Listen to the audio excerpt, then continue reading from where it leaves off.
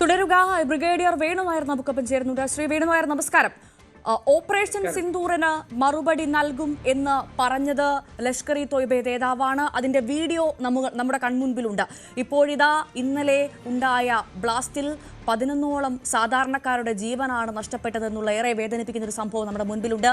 ഇത് കൃത്യമായ ഭീകരാക്രമണം തന്നെ എന്നതിലേക്ക് കാര്യങ്ങൾ എത്തുന്നു. ഔദ്യോഗികമായി സ്ഥിരീകരിക്കേണ്ടത് സർക്കാർ വൃത്തങ്ങൾ തന്നെയാണ്. സ്ഥിരീകരണം ഇതുവരെ ഉണ്ടായിട്ടില്ല. ഇന്നെന്തായാലും 9:30 ഉന്നതതല യോഗം ചേരുന്നുണ്ട്. അതിലൊരു സ്ഥിരീകരണം ഉണ്ടാകുമെന്ന് പ്രതീക്ഷിക്കാമോ?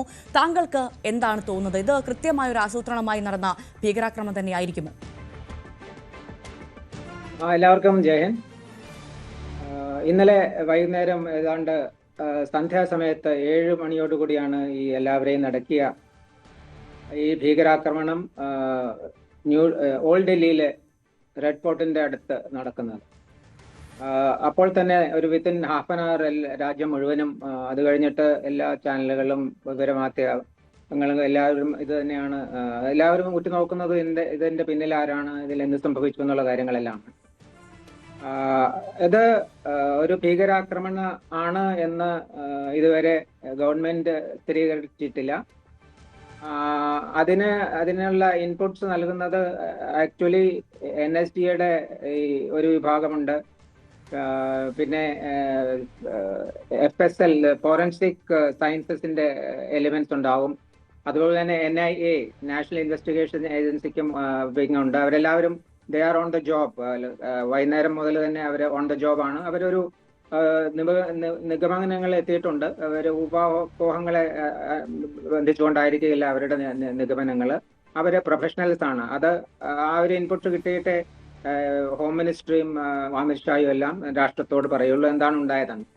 എന്തായാലും എന്താണ് ഉണ്ടായത് എന്ന ഒരു ഹിസ്റ്ററി അല്ല നമുക്ക് കൂടുതലും കൺസേൺ ആയിട്ടുള്ളത്. അതുകൊണ്ട് അതെങ്ങനെയാണെന്നുള്ളത്, ഇത് ഒരു ഭീകരാക്രമണം തന്നെയാണ് എന്ന് എൻ്റെ ഒരു മിക്കവാറും എല്ലാവരുടെയും ഒരു നിഗമനം അത് തന്നെയായിരിക്കും. ഇതിനായിട്ട് എന്തെങ്കിലും ഒരു ബന്ധമുള്ള ആളാണെങ്കിൽ. എനിക്കാണെങ്കിൽ 91 മുതൽ 2008 വരെ കാശ്മീരിൽ പല സമയങ്ങളിൽ പുൽവാമ അടക്കം എക്സ്പീരിയൻസ് ഉള്ള ആളാണ്. അപ്പൊ ഇതുപോലെ തന്നെ പുൽവാമയിൽ നടന്ന എക്സ്പ്ലോഷനും ഒരു മാരുതി 800ന്റെ അത് വാടകയ്ക്ക് എടുത്ത് അതിങ്ങനെ ഒരു ബോംബ് പോലെ തയ്യാറാക്കിയിട്ടാണ് നടന്നതെന്ന് നമുക്കെല്ലാവർക്കും അറിയാം.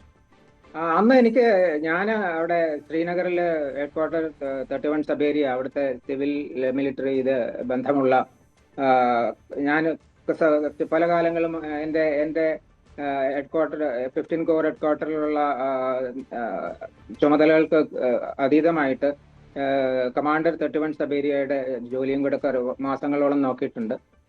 അപ്പൊ ഇതിന്റെ തീരുമാനം ഈ ഏതെങ്കിലും ഇന്റലിജൻസ് നോക്കിക്കൊണ്ടിരിക്കുന്നത്, പോലീസുകാർ നോക്കിക്കൊണ്ടിരിക്കുന്നത് ഏതെങ്കിലും രീതിയിൽ ഈ ക്രയവിക്രമങ്ങൾ, നമ്മളെ കാറുകൾ എവിടെയാണ്, ആരാണ് വാങ്ങുന്നത് എന്നുള്ള കാര്യങ്ങളൊക്കെ അന്ന് ശ്രദ്ധിക്കുമായിരുന്നു. അപ്പൊ അതിന്റെ പിന്നിലുള്ള ഇതാണ് വളരെ ശക്തിയായ ഒരു സ്ഫോടനമുണ്ടാക്കാൻ കാറ് തന്നെയാണ് എപ്പോഴും ഉപയോഗം. അതിന് ഹൈഗ്രേഡ് എക്സ്പ്ലോസീവ് ലൈക്ക് RDXന്റെ ആവശ്യമില്ല. അത് RDX വളരെ കുറച്ച് മതി. ഇപ്പോൾ ഞാൻ മനസ്സിലാക്കുന്നത് ഈ ഫരീദാബാദ് ചുറ്റുമുള്ള ആ ഒരു ഒരു ശൃംഖലയിൽ ഏതാണ്ട് 300 kgs of high grade explosive ഉണ്ടായിരുന്നു. അത് കൂടാതെ 2000+ എന്ന് പറഞ്ഞ 2 ടൺ കൂടുതലുള്ള ഇംപ്രവൈസ്ഡ് എക്സ്പ്ലോസീവ് ഡിവൈസ് ഉണ്ടാക്കാവുന്ന അമോണിയം നൈട്രേറ്റ്, പൊട്ടാഷ്യം നൈട്രേറ്റ് മുതലായവ ഉണ്ടായിരുന്നു. അതിന്റെ ടൈമേഴ്സ് ഉണ്ടായിരുന്നു. അപ്പോ പിന്നെ ഈ വാർത്തകൾ നിങ്ങൾ തന്നെ കൊടുത്തിരുന്നത് പോലെ ഇതിന്റെ വേറെ ചില കണ്ണുകൾ അഹമ്മദാബാദിൽ പിടിയായിട്ടുണ്ട്. അപ്പോ ഇവരിലേക്കാണോ പോകുന്നത് എന്നുള്ള ഒരു സ്ഥിരീകരണം വന്നാലേ നമുക്കറിയാൻ പറ്റുള്ളൂ. അപ്പോ ഇതെന്താ, പിന്നെ വേറെ കാര്യം, why should be considered as A terrorist എന്നുള്ള. അപ്പൊ അതിന്റെ സ്ഥലം എല്ലാവരും പറഞ്ഞല്ലോ, ഇത്രയും ചരിത്ര പ്രസിദ്ധമായ ഒരു സ്ഥലമാണ്. അവിടെ എന്തെങ്കിലും ഒരു ഇതുപോലുള്ള ഒരു ഭീകരാക്രമണം ഉണ്ടായാൽ it gets attention all over the world. എന്താണ് ആക്ച്വലി സംഭവിച്ചതെന്നുള്ളത് പിന്നെയാണ് കണ്ടുപിടിക്കുന്നത്. അതുപോലെ തന്നെയാണ് ഈ റെഡ് ഫോർട്ടിന്റെ അടുത്താണ്. അതുപോലെ തന്നെ ഏറ്റവും കൂടുതൽ ആ ടൈമിങ് ഇപ്പോൾ ഓൾഡ് ഡൽഹിയിലൊക്കെ കണ്ടിട്ടുള്ളവർക്ക് അറിയാം. എസ്പെഷ്യലി ഓൾഡ് ഡൽഹി ഈ സമയത്ത്, വൈകുന്നേര സമയത്ത് എല്ലാ ആളുകളും പുറത്തിറങ്ങി നടക്കുന്ന സമയമാണ്. അതുപോലെ ചാന്ദിനി ചൗക്ക് എന്ന ഒരു പ്രസിദ്ധമായ വളരെ ആളുകൾ കൂടുതൽ പോകുന്ന ഒരു മാർക്കറ്റിലേക്ക് ഈ കാറ് തിരിയാൻ നോക്കി എന്നാണ് മനസ്സിലാക്കാൻ കഴിയുന്നത്. അവിടെയാണ് ശ്രീ വേണു നായർ ഒരു സംശയം വരുന്നത്. ഇത് ഭീകരാക്രമണമാണ് എന്ന് സ്ഥിരീകരിക്കുകയാണെങ്കിൽ രണ്ട് സാധ്യതകളല്ലേ ഉള്ളത്? ഒന്നുകിൽ നമ്മളിപ്പോൾ പറഞ്ഞതുപോലെ ചാന്ദിനി ചൗക്കിലേക്ക് എത്തുകയാണെങ്കിൽ ഇതിലും വലിയൊരു കാഷ്വാലിറ്റി ഉണ്ടാക്കാൻ സാധിക്കുമായിരുന്നു. ഒന്നുകിൽ അത് അവർക്ക് നടത്താൻ സാധിച്ചില്ല, അത് അവിടെ പാളിപ്പോയി. അതല്ല എങ്കിൽ ഏറ്റവും പ്രധാനമായി ഞങ്ങൾക്ക് ഡൽഹി പോലൊരു രാജ്യ തലസ്ഥാനത്ത് ഇതിലും വലിയ അപകടം ഉണ്ടാക്കാൻ സാധിക്കും, ബ്ലാസ്റ്റ് ഉണ്ടാക്കാൻ സാധിക്കും എന്നുള്ളൊരു മുന്നറിയിപ്പ് നൽകുകയായിരിക്കാം അല്ലേ? തീർച്ചയായിട്ടും മാഡം. ഇത് ഈ സെക്യൂരിറ്റി ഫോഴ്സസും ഈ ടെററിസ്റ്റിന്റെ ശൃംഖല ISI കൺട്രോൾ ചെയ്യുന്ന ടെററിസ്റ്റ് ശൃംഖലയുമായിട്ടുള്ള ഒരു കാറ്റ് ആൻഡ് മൗസ് ഗെയിമാണ് ഇപ്പോഴും നടക്കുന്നത്. നമ്മുടെ ഇന്റേണൽ സെക്യൂരിറ്റി, ഇന്റേണൽ ഇന്റലിജൻസിന്റെ ചുമതല ഉള്ളത് ഇന്റലിജൻസ് ബ്യൂറോ, IB എന്ന് പറയും. നമ്മുടെ ഇന്ത്യക്ക് പുറത്തുള്ള ഇന്റലിജൻസ് ശേഖരിക്കുന്ന റോ എന്ന ഒരു വിഭാഗമാണെന്ന് എല്ലാവർക്കും അറിയാമല്ലോ. അപ്പോൾ ഈ ഇന്റലിജൻസ് ബ്യൂറോ ആണ് ബേസിക്കലി ഇതുപോലുള്ള കാര്യങ്ങൾ ഇതിന്റെ അന്വേഷണമല്ല, ഈ ഇന്റലിജൻസ് പല ഏജൻസികളുണ്ടല്ലോ, അതാണ് ഈ ഇന്റലിജൻസ് സിസ്റ്റത്തിന്റെ ഒരു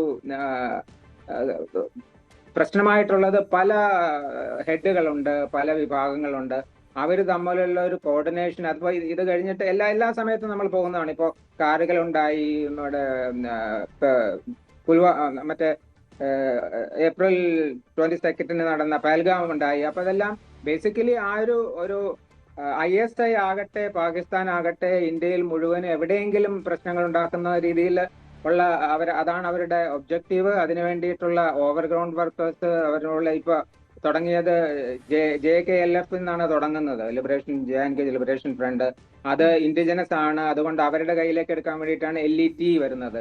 അത് കഴിഞ്ഞ് അതും പോരാ, അതും കൂടെ ഒന്ന് ശക്തമായിട്ടുള്ള ഇതുകൊണ്ടാണെന്നതാണ് ജെയ്ഷെ മുഹമ്മദ് വരുന്നത്. അപ്പൊ ഇതിലെല്ലാം ജെയ്ഷെ മുഹമ്മദും ISIയും എല്ലാം ഇതിന്റെ പിന്നിലുണ്ട്. അപ്പോൾ എവിടെയെങ്കിലും എന്തെങ്കിലും നടത്തണം എന്നുള്ള രീതിയിലാണ് ഒരു 100, 1000, 999 അറ്റംപ്റ്റുകളും പ്രിവെന്റ് ചെയ്യപ്പെടുന്നുണ്ടെങ്കിൽ, പക്ഷെ ഇതുപോലുള്ള ഒന്ന് വന്നാൽ തന്നെ അവർക്ക് അത് വിക്ടറിയാണ്. ഇന്റലിജൻസുകാർക്ക് അത് നമുക്കും രാഷ്ട്രത്തിനും അതൊരു നമുക്ക് നഷ്ടമാണ് സംഭവിക്കുന്നത്. പക്ഷെ അതുകൊണ്ട് ഇന്ത്യയിലെ നമ്മുടെ സെക്യൂരിറ്റി ഫോഴ്സസും ഇന്റലിജൻസ് ഗ്യാതറിംഗ് ഏജൻസികളും എല്ലാം ഒരുമിച്ച് തന്നെയാണ് ഇത്രയും അവർക്ക് ചെയ്യാൻ പറ്റുന്നുള്ളൂ എന്നാണ്. പക്ഷെ പിന്നെ ഈ ഒരു ഫസ്റ്റ് മൂവർ അഡ്വാൻറ്റേജ് എന്ന് പറയാം, ആദ്യം ഈ സർപ്രൈസ് ആകാനുള്ള കേപ്പബിലിറ്റി അവർക്കുണ്ട്. എന്ന് വെച്ചാൽ എവിടെ എന്ത് നടക്കും, നമ്മളെ എത്ര വിവരശേഖരണങ്ങൾ ഉണ്ടായാലും ഇപ്പോൾ തന്നെ ഇത് പിടിയിലാകുന്നത് ഒരാൾ പിടിയിലായപ്പോ അയാളെ ചോദ്യം ചെയ്തു. അയാൾ ഒരു ഡോക്ടറാണ്, ഡോക്ടറുടെ സംഘമുണ്ട്. അതിനു മുമ്പ് അങ്ങനെ സദേൺ കാശ്മീരിലുള്ള അനന്തനാഗിലെ അവിടെയാണ് വർക്ക് ചെയ്തിരുന്നത്. ഇപ്പോൾ ഇവിടെ ഫരീദാബാദിലെ മെഡിക്കൽ കോളേജിൽ ലെക്ചറായിട്ട് സഹായിക്കുന്നു. അദ്ദേഹത്തിന് താമസ സൗകര്യങ്ങളൊക്കെ ഉണ്ടാക്കി കൊടുത്തത് അവിടുത്തെ ഒരു മസ്ജിദിന്റെ ആളായിരുന്നു എന്നാണ് നമ്മൾ മനസ്സിലാക്കുന്നത്. അപ്പോൾ ഈ ഒരു റാഡിക്കലൈസേഷൻ ഇപ്പൊ എവിടെ എത്തി നിൽക്കുന്നു എന്നുള്ളതാണ് നമ്മൾ ഇപ്പൊ അറിയേണ്ടത്. അതിന്റെ ഇപ്പൊ മാഡം ചോദിച്ച പോലെ ഇതിന്റെ പുറകിൽ ഈ പറഞ്ഞ പോലെ ISI ആണെങ്കിൽ തന്നെ പിന്നെ ഈ ഇത്ര ഇന്റൻസിറ്റി സാധാരണ അതൊരു CNG കാറ് CNG ഫ്യൂൽഡ് ആണെന്നാണ് ഞാൻ മനസ്സിലാക്കുന്നത്. ഒരു CNG ടാങ്ക് പൊട്ടിയാൽ ഇതുപോലെ ഒന്നും ഉണ്ടാകാനുള്ള സാധ്യത ഒന്നുമില്ല എന്നാണ് നമ്മൾ മനസ്സിലാക്കുന്നത്. അതുപോലെ തന്നെ അല്ല, അത് മാത്രമല്ല ശ്രീ വേണു നായർ, തുടക്കത്തിൽ ദൃക്സാക്ഷികളടക്കം നൽകിയ വിവരം അനുസരിച്ച് ആ പൊട്ടിത്തെറിച്ച കാറിൽ 2 or 3 ആളുകൾ ഉണ്ടായിരുന്നു എന്നാണ് ദൃക്സാക്ഷികളിൽ നിന്ന് നമുക്ക് ലഭ്യമായ വിവരം. സാധാരണ നമ്മൾ ഇതൊരു ചാവേർ ആക്രമണമാണ് എന്ന കാര്യത്തിലേക്ക് ഇപ്പോൾ ഔദ്യോഗിക വൃത്തങ്ങളൊക്കെ സ്ഥിരീകരിക്കുന്നുണ്ട്. അങ്ങനെയാണെങ്കിൽ സാധാരണ ലോജിക്കലി നമ്മൾ ചിന്തിക്കുമ്പോൾ ഒരു ചാവേർ ആക്രമണത്തിലൊക്കെ 3 ആളുകളൊക്കെ പോയി ചാവേർ ആക്രമണം നടത്തുന്ന സാധ്യതയില്ല, ഒരാൾ മാത്രമേ ഉണ്ടാവാറുള്ളൂ. ഏറ്റവും ഒടുവിൽ ലഭിക്കുന്ന റിപ്പോർട്ട് അനുസരിച്ച് നമ്മൾ പ്രേക്ഷകരെ കാണിക്കുന്ന ആ ദൃശ്യം അനുസരിച്ച് ആ കാറിൽ ഡ്രൈവിംഗ് സീറ്റിലുള്ള ആൾ മാത്രമേ ഉള്ളൂ. ശരിയാണ്. അല്ല, അത് അങ്ങനെ ഒരു സ്റ്റാൻഡേർഡ് ഓപ്പറേറ്റിംഗ് പ്രൊസീജിയർ ഒന്നും ഇല്ല. സാധാരണ നമ്മൾ കാണുന്നത് ഒരു ചാവേറിനെ മോട്ടിവേറ്റ് ചെയ്ത് ഉണ്ടാക്കിയെടുക്കാനുള്ള ബുദ്ധിമുട്ട്.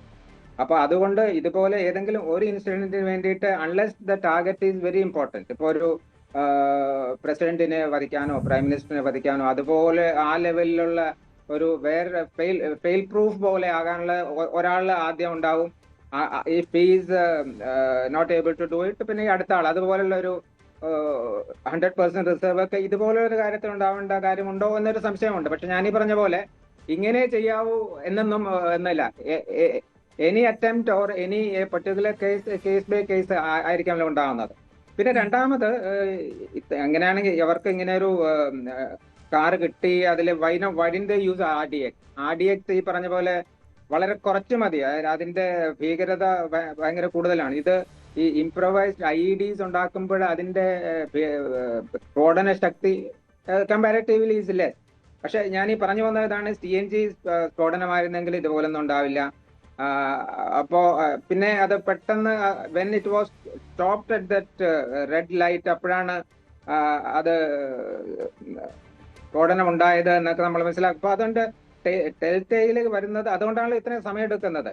അത് ആരാണ് അവിടെ ഒരു എക്സ്പ്ലോസീവിന്റെ ലോ ഗ്രേഡ് എക്സ്പ്ലോസീവ് ആണെങ്കിൽ അതിന്റെ സാധ്യത അവിടെ നിന്ന് കിട്ടിയോ എന്നുള്ള കാര്യങ്ങളൊക്കെ അതിപ്പോ ഞാൻ ഈ പറഞ്ഞ ഏജൻസികളൊക്കെയാണ് അത് പറയേണ്ടത്. അപ്പൊ ഇതിൽ പിന്നിൽ ആരായിരുന്നു? നമ്മുടെ ഇന്റലിജൻസ് ഫെയിലിയർ ആണെന്ന് പറഞ്ഞാൽ ഫെയിലിയർ ആണ്. പക്ഷെ ഈ ഫെയിലിയർ ഉണ്ടാകാൻ അത് ദാറ്റ് ഈസ് നോർമൽ. നമുക്ക് ഇത്രയല്ലേ ഉണ്ടായുള്ളൂ എന്ന് പറയുന്നത് ശരിയല്ല. എങ്കിലും വി ഗോട്ട് എവേ ലൈറ്റ്ലി എന്നുള്ള ഇതാണ്. പക്ഷെ ഇത് കഴിഞ്ഞിട്ട് നമ്മുടെ നാട്ടുകാരുടെ, നമ്മുടെ ഇന്ത്യൻ സോഴ്സിന്റെ എന്തൊക്കെയാണ് ചെയ്യേണ്ടതെന്നുള്ള കാര്യങ്ങളാണ് നമ്മൾ അല്ല, അവിടെയാണ് ഈ പഹൽഗാം ഭീകരാക്രമണം കഴിഞ്ഞിട്ട് ഇത്ര ദിവസമായിട്ടേ ഉള്ളൂ. അതിന്റെ ഒരു നടുക്കം മാറും മുൻപാണ് വീണ്ടും ഇത്തരത്തിലൊരു വലിയ ആക്രമണം ഉണ്ടായിരിക്കുന്നത്. അപ്പോൾ സ്വാഭാവികമായും ഇത്തരത്തിൽ ഡൽഹി പോലീസിനായാലും രഹസ്യാന്വേഷണ സംവിധാനത്തിനായാലും ഈ ഒരു ആക്രമണ സാധ്യത മുൻകൂട്ടി കാണുന്നതിൽ വീഴ്ചയുണ്ടായില്ലേ എന്ന് സാധാരണക്കാർ ചോദിച്ചാൽ കുറ്റം പറയാൻ പറ്റില്ല. അതാണ് ഞാൻ പറയുന്നത് മാഡം, അത് തന്നെയാണ് പറയുന്നത്. ഇത് യെസ് ഓർ നോ എന്ന് പറഞ്ഞാൽ ഇത് ഇന്റലിജൻസ് ഫെയിലിയർ ആണോ? യെസ്, ഇല്ലെന്ന് പറയാൻ പറ്റില്ലല്ലോ. അതുകൊണ്ട് പക്ഷേ ഈ ഫീൽഡിൽ വർക്ക് ചെയ്യുന്നവർക്കും നമ്മുടെ രാജ്യത്തെ ഇപ്പോ ഇത് ഇല്ലാതാക്കാം. ഞാൻ കാശ്മീരിൽ ഞാൻ പറഞ്ഞില്ലേ, ഒരു major level, colonel level, brigadier level എല്ലാം വർക്ക് ചെയ്ത ആളാണ്. അപ്പൊ അത് കാലഘട്ടങ്ങളായിട്ട് 91 to ഞാൻ പറഞ്ഞ പോലെ 2006 വരെ എല്ലാ ലെവലും വർക്ക് ചെയ്ത. അപ്പൊ അവിടെ ഈ സാധാരണ അവിടെ ഓരോ ഇതിനായിട്ട് ഞങ്ങൾ എന്താ ചെയ്യുന്നത്, അവിടെ ഈ പറഞ്ഞ പോലെ റോഡ് ബ്ലോക്ക് അല്ലെങ്കിൽ vehicle check post every 5 kilometers ഉണ്ടാവും. അപ്പൊ നമ്മുടെ കോൺവോയ് പോകുമ്പോൾ മറ്റുള്ള സിവിൽ കോൺവോയ്കളെ വിടില്ല. അപ്പൊ ഈ പബ്ലിക്കിനുള്ള ഒരു ഡിസഡ്വാൻറ്റേജ്, അവർക്കുള്ള ആ കാര്യങ്ങളൊക്കെ ഭയങ്കര വലുതാണ്. നമ്മുടെ ഈ ഡൽഹിയിലാകട്ടെ കേരളത്തിലാകട്ടെ അങ്ങനെയുള്ള ഒരു പ്രശ്നം ഇപ്പോ ഇതുപോലുള്ള ഒരു 2008 എന്റെ ഓർമ്മ. കരോൾ ബാഗ് ആ സൈഡിലും കണ്ടാണ് കുറച്ചൊരു സ്ഫോടനം ഉണ്ടായത്. ഇവിടെ നിന്ന് ഇങ്ങനെ നമ്മള് ഉത്സവം പോലെയാണ് എല്ലായിടത്തും, കേരളീയരാകട്ടെ ഇന്ത്യയിലാകട്ടെ എവിടെ വേണമെങ്കിലും. എനിക്ക് ഇങ്ങനെ സെക്യൂരിറ്റി ഇങ്ങനെ സാധ്യത ഉണ്ട് എന്ന് മനസ്സിലായതുകൊണ്ട് ഈ കുംഭമേളയിലൊക്കെ പോകുമ്പോൾ എനിക്ക് പേടി തോന്നുമായിരുന്നു. ഇത്രയും ആളുകളുണ്ട് ഉള്ള ഒരു സ്ഥലത്ത് എന്തുകൊണ്ട് ഇത് സാധിക്കുന്നില്ല? അപ്പൊ ഈ കഴിഞ്ഞ കുംഭമേളയിൽ എത്ര കോടികളാണ് അവിടെ ആളുകൾ വന്നത്. അപ്പൊ ഇന്റലിജൻസ് വർക്ക് ചെയ്തു. അത് ഒരു നോട്ട് ഈവൻ 1 ഇൻസിഡന്റ് ഉണ്ടാകാതെ ഇന്റലിജൻസ് അവർ ചെയ്തു കഴിഞ്ഞല്ലോ. അപ്പൊ ഇങ്ങനെയെല്ലാം ഒരു എക്സ്പ്ലോഷനോ അതുപോലുള്ള ഇൻസിഡന്റ് ഉണ്ടാകാവുന്നത് സാധാരണമാണ് എന്നുള്ള ഫീൽഡിൽ വർക്ക് ചെയ്യുന്ന എനിക്ക് പറയാൻ പറ്റും. അതുകൊണ്ട് പക്ഷെ 100% ഒരു ഷുവർട്ടി, ഒരു ഗ്യാരണ്ടി ഇതുപോലുള്ള വിഷയങ്ങളിൽ ബുദ്ധിമുട്ടാണ്. പക്ഷെ ആ ഒരു 0.00 വരണമെങ്കിൽ സെക്യൂരിറ്റി പാരറ്റസിന്റെ കൂടെ പബ്ലിക്കിനും ഭയങ്കരമായിട്ടുള്ള അവരുടെ ചുമതലകളുണ്ട്. അപ്പോൾ ഈ നെയ്ബർഹുഡ് വാച്ച് എന്നൊക്കെ പറയുന്നത് എന്തെങ്കിലും ലുക്ക് അറൗണ്ട്, ഇപ്പൊ എല്ലാവർക്കും ആ ഒരു ഔട്ട്ലുക്ക് ഉണ്ടാകണമെന്നില്ല. എന്നാലും 10 പേരിൽ 5 പേരെങ്കിലും ചെയ്ത something which is not normal എന്നൊക്കെ അടുത്ത ഒരു പൗരബോധം വളർത്തുന്നതിന്റെ വളരെ കാര്യമായിട്ടുണ്ട്. പിന്നെ കൈനറ്റിക് റെസ്പോൺസ് അതുപോലെ കാര്യങ്ങളൊക്കെ ഇത് വൺസ് ഇതിന്റെ ഒരു ആക്ച്വൽ ആരാണ് ഇതിന്റെ പിറകിൽ, is it actually an explosion എന്നുള്ള കാര്യങ്ങളിലേക്ക് ഇപ്പൊ നമ്മുടെ വിഭാഗങ്ങൾ, ഈ ഫോറൻസിക് ഡിപ്പാർട്ട്മെന്റും NIA ഒക്കെ ഇപ്പൊ അടുത്ത മണിക്കൂറുകളിൽ നമുക്ക് എന്തെങ്കിലും ഒരു ഫൈനാലിറ്റിയിൽ കിട്ടുമെന്ന് മനസ്സിലാക്കാം. Back to you madam. ശരി, വളരെ നന്ദി ശ്രീ ബ്രിഗേഡിയർ വേണു നായർ ഞങ്ങളോട് സഹകരിച്ചതിന്, തങ്ങളുടെ വളരെ വിലയേറിയ അഭിപ്രായങ്ങൾ പങ്കുവച്ചത്.